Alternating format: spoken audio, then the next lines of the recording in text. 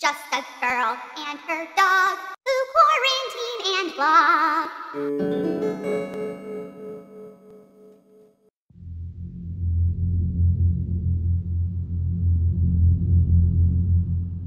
So Katherine Isham, I don't even know if I'm saying her name right. I should probably learn the pronunciation before I try to contact her. But she was born on September 17th in 1866 in New York to a wealthy man who made his fortune in the railroad industry. She married George Snow in 1892 at the age of 26. Now, one of my hobbies is reading diaries from the 1800s.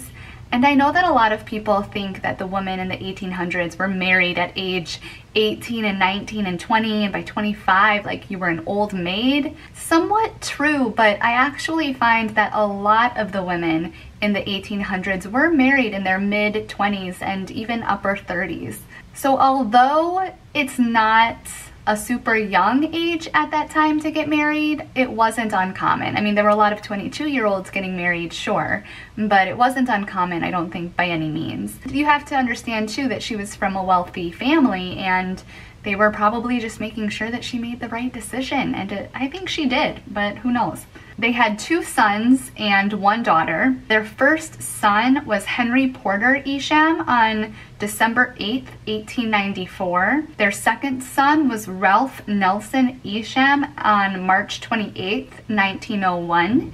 And their third child was a girl, Helen Isham, at 1223 on 12/23/1903. Now, what I find interesting, if you do the math, when she had her first son, Henry, she was 28. So that was only 2 years after marrying George. But she didn't have another child for another 7 years. She was 35 years old when she had her second child. Third child was just a couple years later. She was 37. But what I don't know, and what I'm curious about with that timeline is, was she trying to have children in between that period, or did she only want 1 child? Were there miscarriages? Were there stillborns?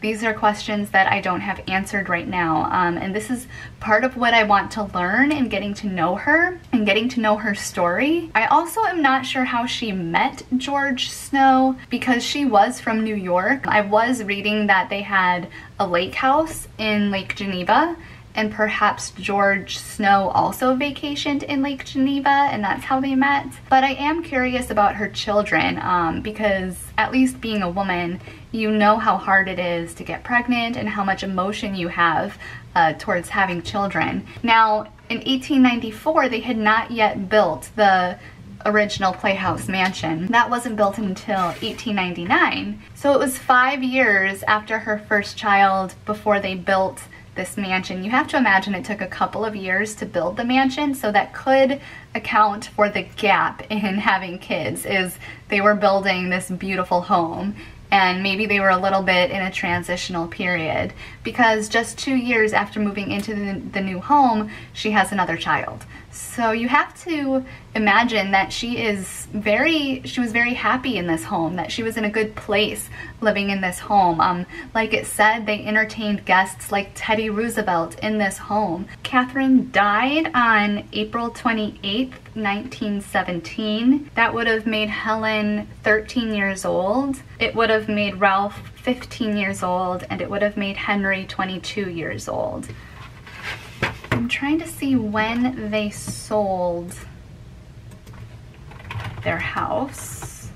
Just to give you a little bit of insight into the condos that are in this mansion, the 3rd floor unit is described as a half-floor unit, so this isn't even the full floor, and it's got 23 large windows, 3 fireplaces, a white marble eat-in kitchen, and a separate home office.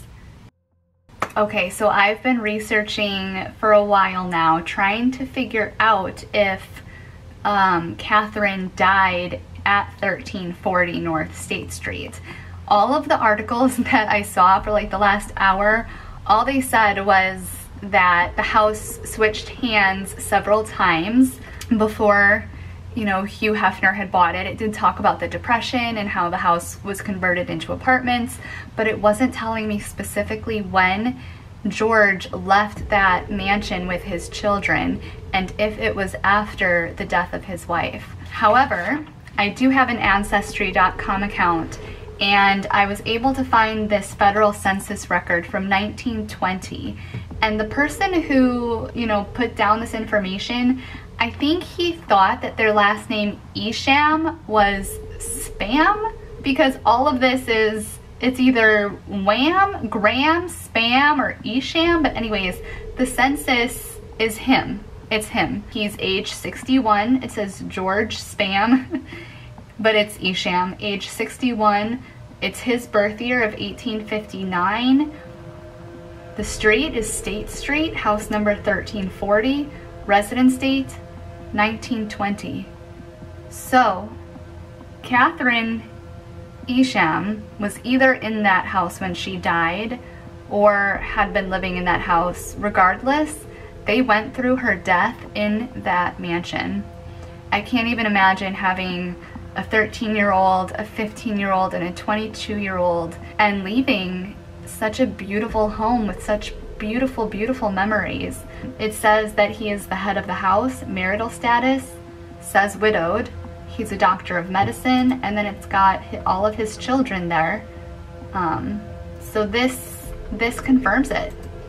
This 100% confirms that he was in this house. They were there. They went through a terrible, terrible tragedy in this home.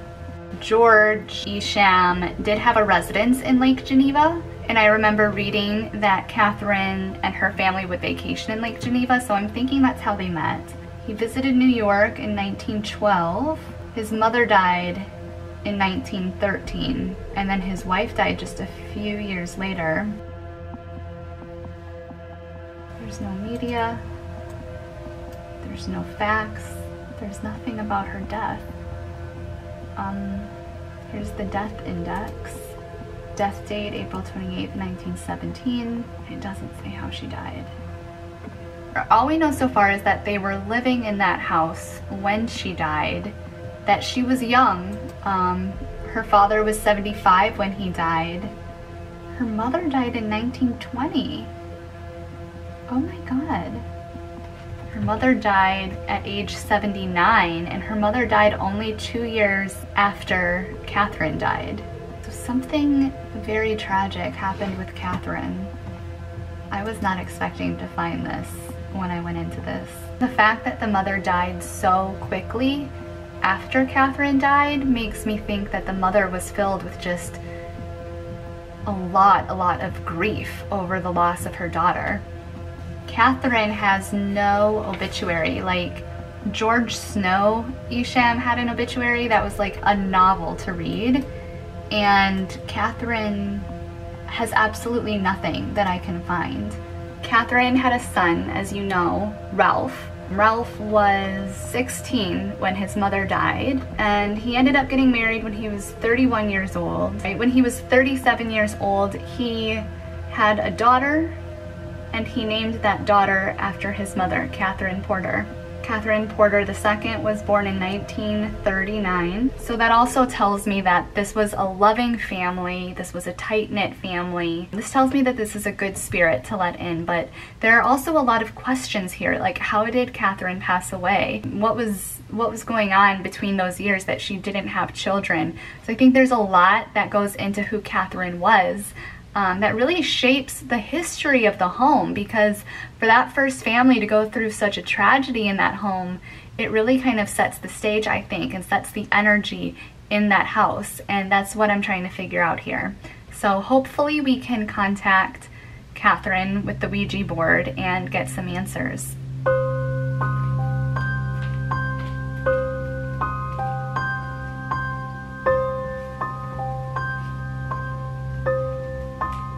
Where's the Ouija board? Tilly, where's the Ouija board? I just need you to tell me where it is.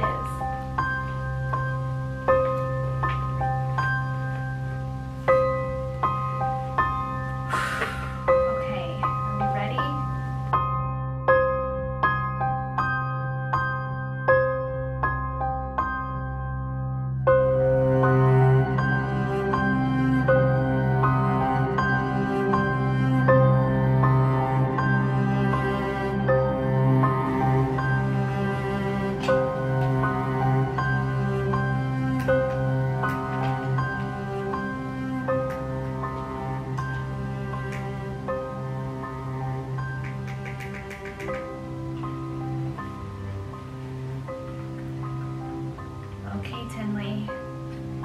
This Ouija board is from Salem, Massachusetts, and I am going to attempt to contact, oh my god, my light just went out.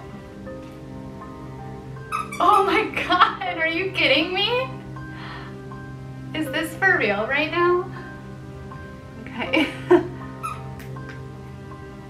This is not, that's so freaking creepy.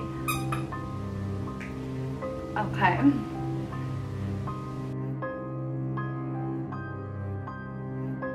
Salem, Massachusetts, and I am going to Salem, Massachusetts, and I am going to attempt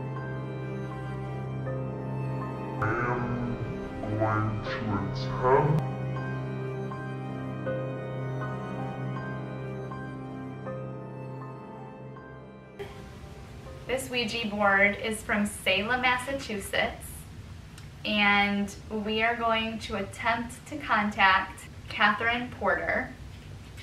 My neighbor is looking right into this unit. Walk away, just walk away. Walk away from the window. Oh my god. Okay. This Ouija board I found in my parents' basement, and it's from Salem, Massachusetts. I have no idea the history behind it. My dad has no idea where it came from. Obviously it was his parents. I am going to use this board to try to contact the spirits that I think are in my neighbor's house. And I am going to try to contact Katherine Isham. I hope I'm saying her name right. And I have a lot of questions for her. I want to know how she died and, you know, what was going on. Tinley, you playing right now is very distracting. My gosh, this is really spooky. Tinley, stop playing. This is a serious moment.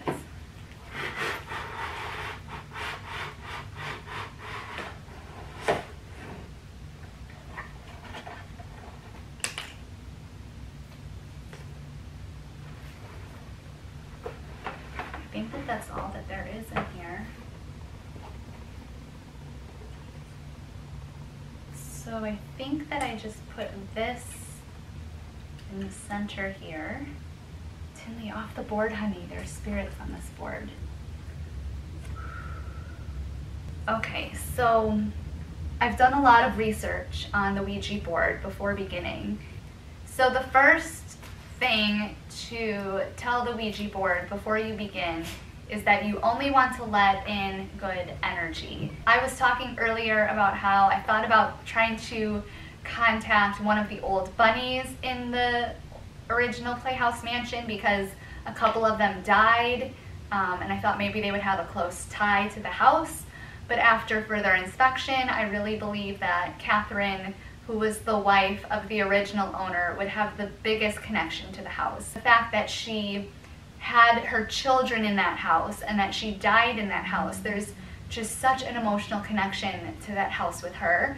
And there are a lot of questions that are not answered.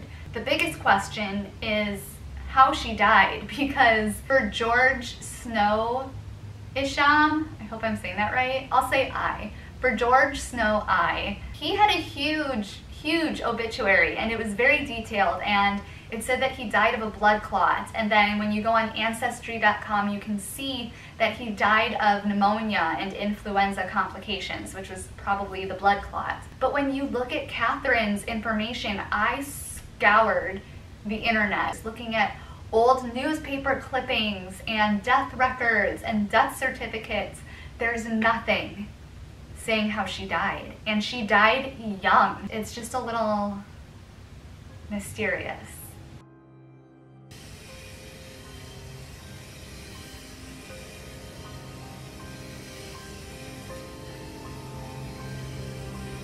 I, Christy Petru, am beginning a Ouija board session.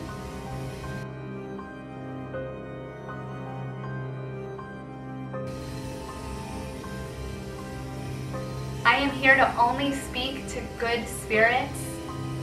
I only want to bring in good energy into this space, and only good energy is welcomed.